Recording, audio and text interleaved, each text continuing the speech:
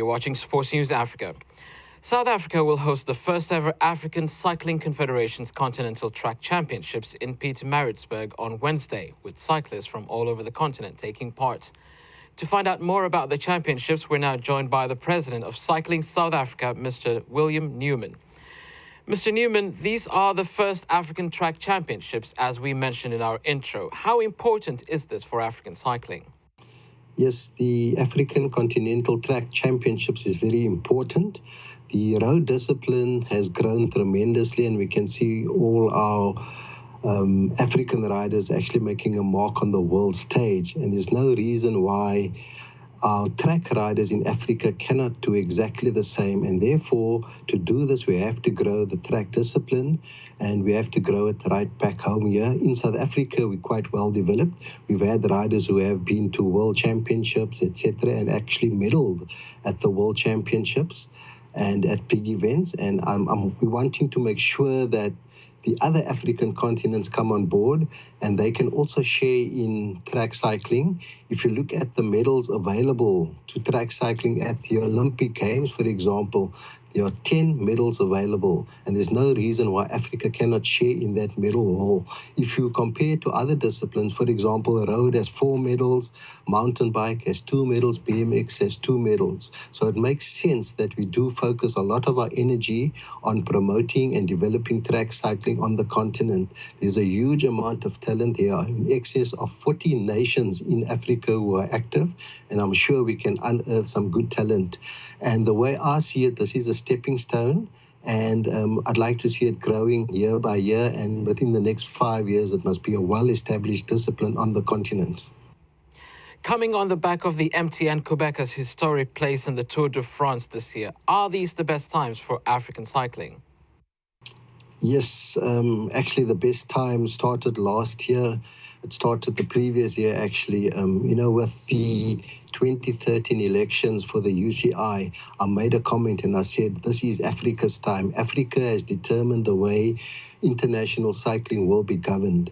And the responsibility of the UCI was to help us grow. And they've actually helped us all the way. They've given us the support, and our riders have actually delivered fantastically well. If I look at 2013, the first African rider, Daryl Impey, to wear the yellow jersey at the Tour de France, Team MTN Quebec being registered as the first African pro-continental team, and also taking part in huge races. Last year, they were taking part in the Vuelta a España, the first Grand Tour, and that was a stepping stone to the Tour de France. So really, Africa has shown itself.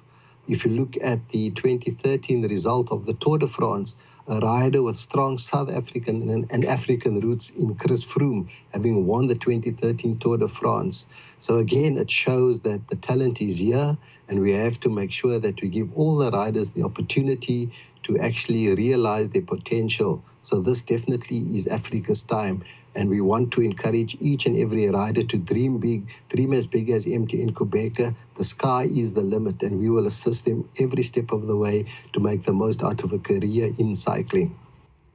Now, the event with its banked track is mostly indoors, but this event in particular will take place outdoors. What difference does that make? Yes, unfortunately, in South Africa and in Africa, we do not have many velodromes. We do struggle for infrastructure, and that is one of the reasons why the track cycling discipline hasn't grown across the African continent. In South Africa, we are also limited to velodromes. We've got one indoor enclosed velodrome in Cape Town, 250 meters, not wood, but concrete. But at this point in time, that facility is also under threat because of commercial developments, and we may lose it very shortly. So we have to use what we've got, and if we show the results, then hopefully there will be some investment and some partners coming on board for us to really build a world-class facility, whether it is in South Africa. Hopefully, I'm from South Africa, so I'd like to see a few world-class velodromes in South Africa, enclosed wooden velodromes to host huge events like, World Cups or World Championships. So the velodrome is important, but we do not say that because we do not have an enclosed velodrome, we will not try and develop the sport. We will make use of the outdoor bigger concrete velodromes.